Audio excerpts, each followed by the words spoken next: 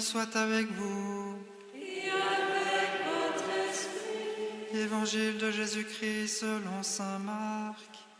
Gloire à toi, Seigneur.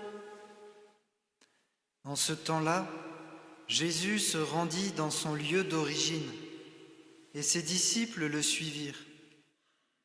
Le jour du sabbat, il se mit à enseigner dans la synagogue. De nombreux auditeurs, frappés d'étonnement, disaient « D'où cela lui vient-il ? Quelle est cette sagesse qui lui a été donnée et ces grands miracles qui se réalisent par ses mains ? N'est-il pas le charpentier, le fils de Marie et le frère de Jacques, de José, de Jude et de Simon ? Ses sœurs ne sont-elles pas ici, chez nous ? » Et ils étaient profondément choqués à son sujet. Jésus leur disait « Un prophète n'est méprisé que dans son pays, sa parenté et sa maison. » Et là, il ne pouvait accomplir aucun miracle. Il guérit seulement quelques malades en leur imposant les mains. Et il s'étonna de leur manque de foi.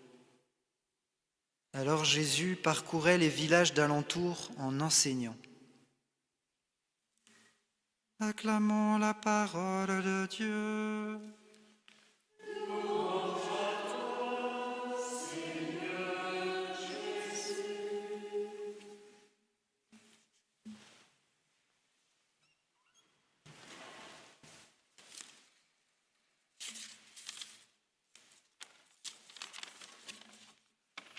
La lettre aux Hébreux parlait de leçons à recevoir.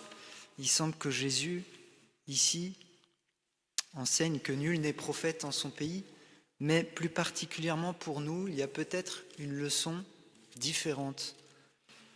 Il semblerait que plus on est proche de quelqu'un, et plus on a du mal à voir sa grandeur. En tout cas, c'est ce qui se passe aujourd'hui pour Jésus. Il revient dans son lieu d'origine à Nazareth, et saint Jean dirait, il est venu chez les siens, et les siens ne l'ont pas accueilli. Pour nous, qui vivons de cette spiritualité de Nazareth, il y a une vraie angoisse en fait, parce qu'il semble qu'à Nazareth, la foi manque plus qu'ailleurs. Il s'étonna de leur manque de foi, et là, il ne pouvait accomplir aucun miracle.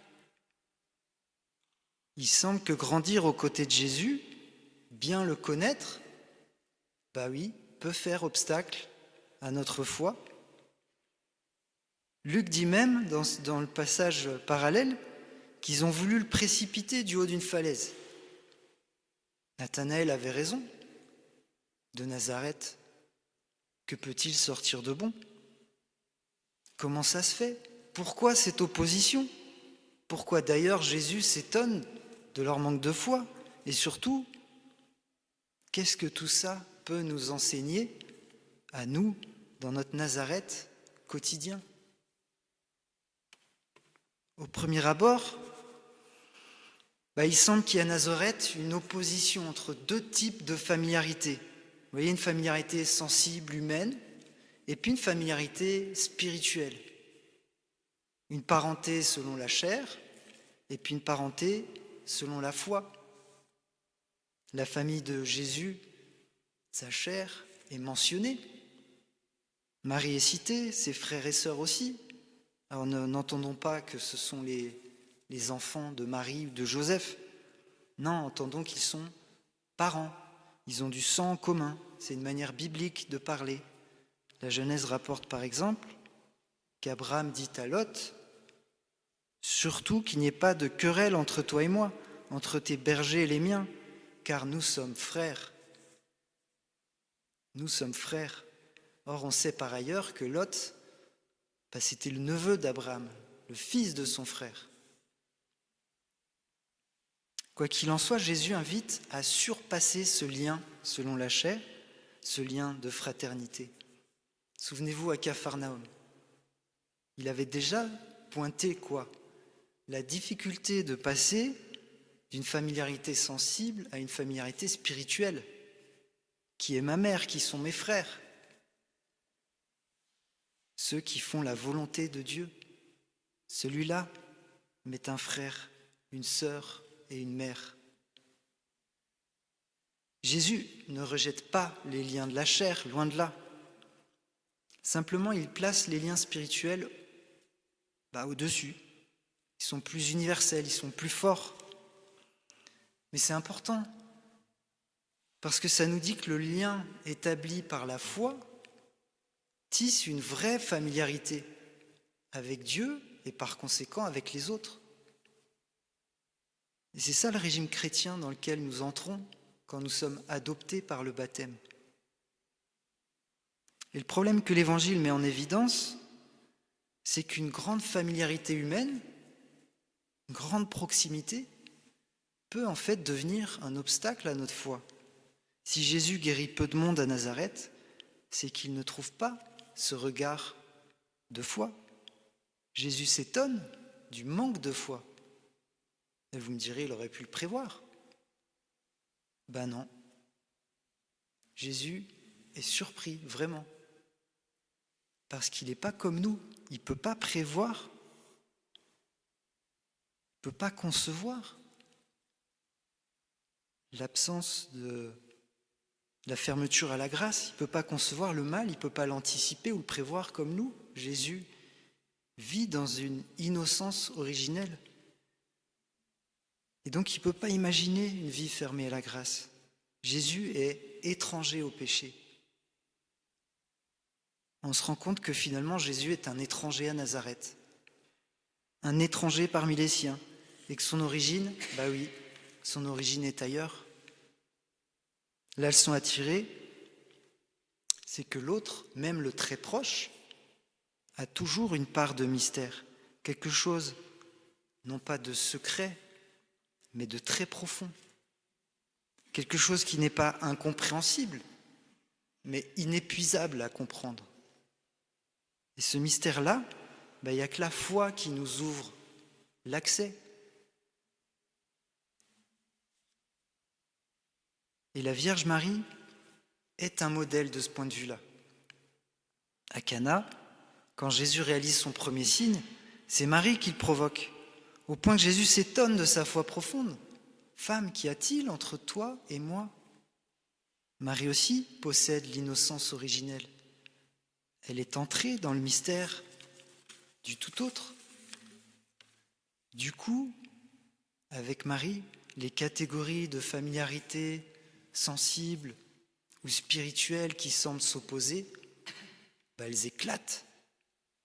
Marie est un modèle pour nous parce qu'elle nous montre comment la proximité humaine la plus forte, la plus sensible, peut se concilier avec une grande proximité spirituelle, elle aussi, forte. C'est beau, mais ça doit nous interroger. Si les habitants de Nazareth sont incapables de voir au-delà du fils du charpentier, qu'en est-il de notre regard ?